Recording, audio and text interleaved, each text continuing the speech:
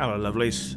Yesterday we played the furry RPG Ironclaw, mingling the rules from that sort of revised first edition with some of the clarifications and so on from Jade Claw, which is the sort of Chinese wuxia version thereof. Not the kind of thing I would normally run or purchase. I actually inherited my copies of that from a friend who had to get rid of most of his gaming collection. It's a weird one. I think it handles a lot of things well, but as a somewhat older game, I don't think online play was much of a consideration, really. It's a little bit unwieldy, despite having a core system that's built on producing dice pools, which is normally relatively simple, easy to grasp, easy to understand, easy to implement, but not so much in this case. Now, as a character, you have statistics, you have your race or species, whichever you want to call it, you have your career, which is an overarching thing, and then you have skills. And sometimes the stats form part of the dice pool, sometimes they don't. It's a little bit confusing, but you build your dice pool from these different elements. And the dice pools form a chain, not dissimilar to Dungeon Crawl Classics. So if you had a skill of D4 and you raised it, it would go up to D6, and so on. So if I was to build a dice pool, maybe I would end up with a D10 for, say, the statistic. Say it's a combat roll, so that was my speed to attack. A D6 for my career. Unlikely, careers don't tend to include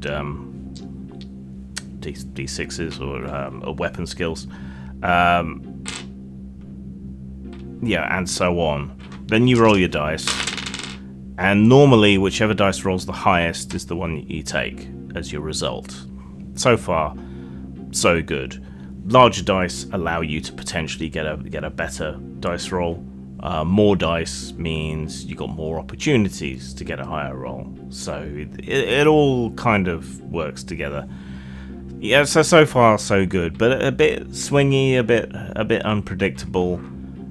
It's not a system in which you can easily intuit how good you are at something when you build the dice pools. And because stats don't seem to always be included, it can be hard to figure out what the default is for anything as well. Now, for online play, see, in combat, when you actually hit someone and you do harm, you have to compare all the individual dice that you've rolled against their soak roll, from highest to lowest versus highest to lowest.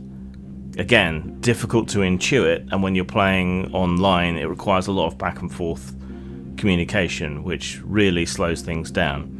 And then, furthermore, it takes this relatively easy to understand dice pool system and then builds all kinds of complications and so on onto it, particularly around combat, that again make it hard to intuit how effective you are, that seems to prioritize defense over attack to the point where defense can become seemingly virtually impregnable and so on. And every time you hit someone and do any harm whatsoever, more sets of rules are called for.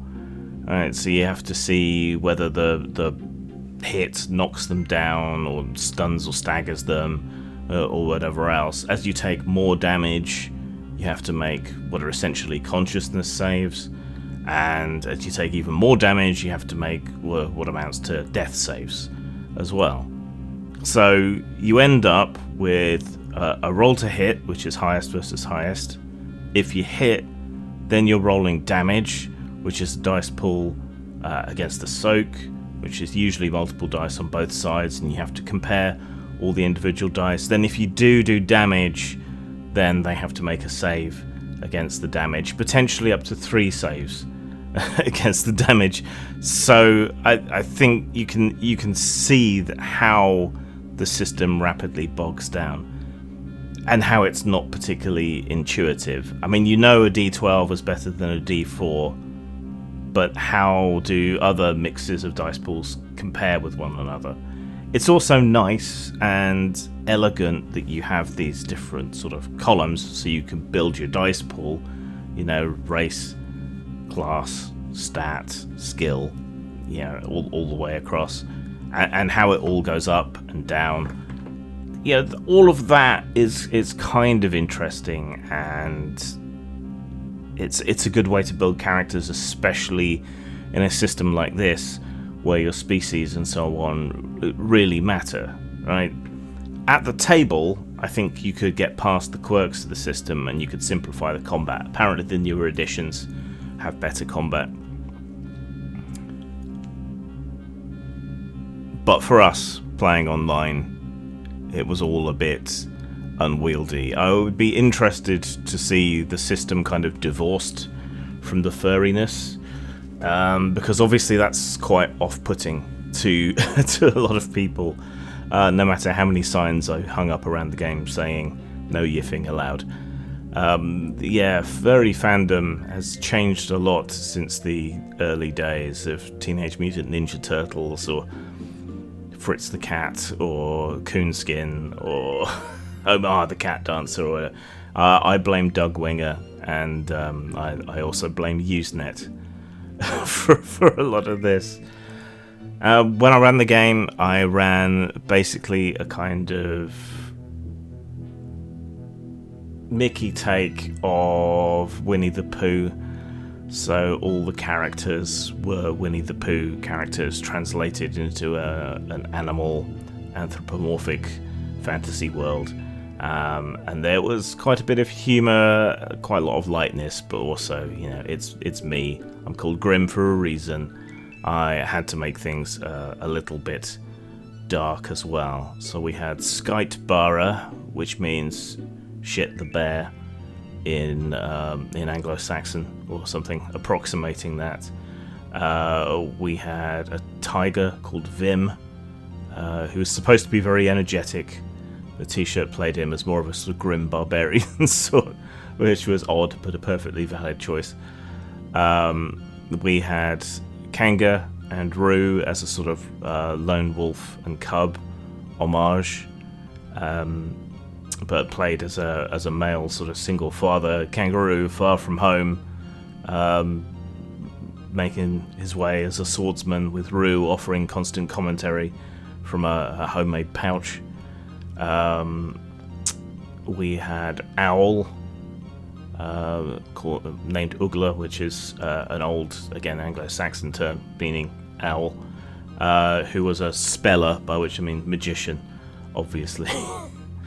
And the adventure centered around an edict coming down from the dukedom, from the Duke, who hasn't been seen in some while, so filtered through the Chamberlain Coney, who is a bossy and officious and ambitious rabbit, to hunt down some rebels.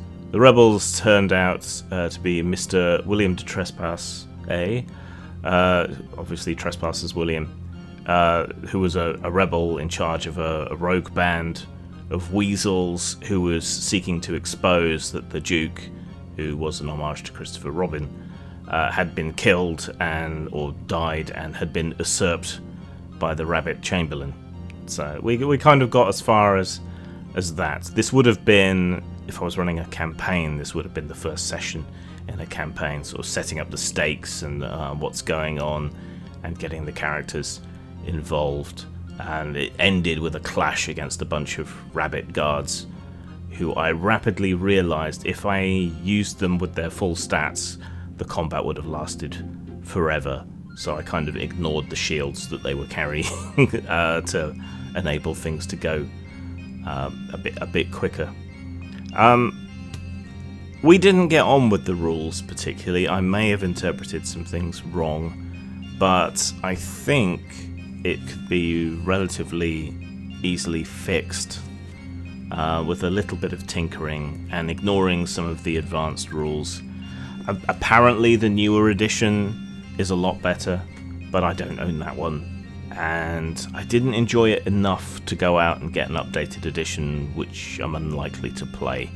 For archival purposes, which is what a lot of my game collection is, having these two books is more than enough. I am curious about the new edition, but not curious enough to spend the money to get it. We also didn't particularly engage too much with the game world, which is the other thing that people say is super good about Ironclaw and Jadeclaw. If you are looking to play some sort of anthro game, you could do a lot worse. It's just for online play, I think the system is a bit kludgy, a bit unwieldy, and it slows down massively once you get into combat. But everything else we had fun with, despite the furriness and everything. We had a good session with some good roleplay, like we normally do. And you can go and check it out on my Grimstreams channel. And I run games every other week, switching off with T-Shirted Historian from the T-Shirted Historian channel. There's usually room in the games if you'd like to join us and play. I haven't decided what my next game is going to be. I might run a short Fallout campaign while Fallout is on everybody's mind, before I return to my project, which is to run every single game in my collection at least once. But there you go. Go and check out the session. We had fun, and it might explain things a bit better if you watch it in real play. Zang. Old Fat Punks is part caper, part comedy, part nostalgia, and part commentary. It follows three aging punks as they build themselves up for one big, nihilistic last hurrah. You can buy Old Fat Punks at Amazon, DriveThruFiction, or Lulu.com. Follow the links below or search on those sites.